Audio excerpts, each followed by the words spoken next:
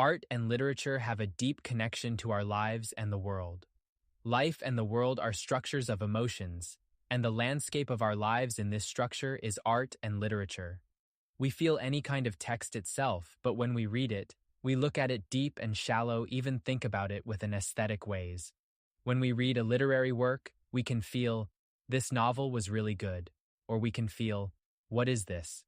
Judgments such as the Earth being the third planet in the solar system or that a work of art was created in 1560 are objective objects, but literature and art, although objective objects, are open to aesthetic subjective interpretation. This fusion of subjectivity and objectivity, or what we continuously encounter and create in life, is the aesthetics of emotions, and literature and art express it well. Scholars who proposed aestheticism include Professor Kim Woo Chang and his disciple, Professor Moon Gwang-hoon. It is interpreted as a suggestion that life is complex and realistically aesthetic, and the humanities are suffering the self-limitation of interpretation, the humanism of reflection, and the social interiority in which small morals in life are formed welcomely and perceptively. As we live to our lives, we experience terrible things and feel others' lives rushing toward despair. It is not only lone experiences, it is what we can be empathic and be sharing with people. In this life condition, we feel friendship with experiences. When we see situations where human rights are not established, when we see a child crying in the rubble of a building destroyed by the war in Ukraine, and when we listen to the second movement of Mozart's Clarinet Concerto KV 622, we feel a sense of mental calm and stability. What we can learn from despair and depression is that our limitations can become a medium for universality. In other words, when literature and art play that role, there is a transcendence of reason, and they become a medium that determines the structure and direction of reason. The radiant self that combines beauty, depth, balance, and mind benefits the world and enables the unity of mind and nature.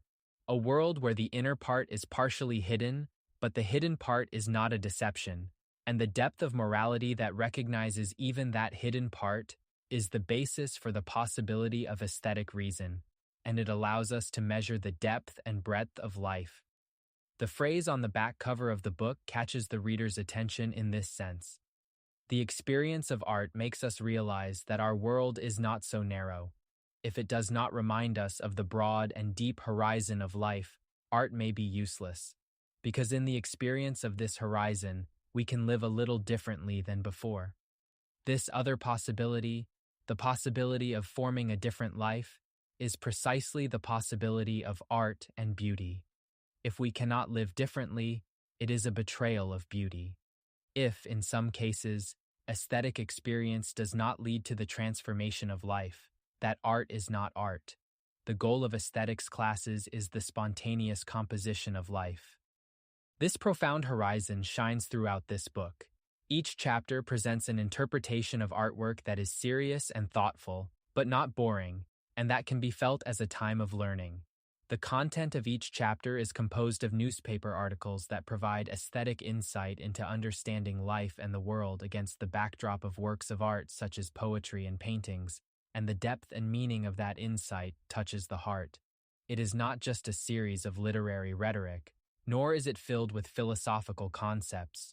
The carefully selected expressions with the insight of a literary theorist, the flow that feels considerate, and the refined philosophical concepts are combined to create a lingering feeling that does not end with viewing the works of art as they are.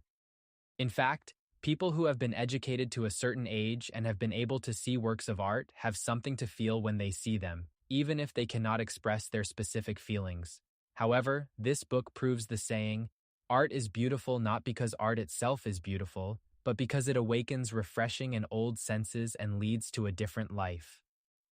Not only does it well point out the inherent meanings of art such as art, music, literature, and architecture, but it is also so well made that you will want to buy other books by the same author.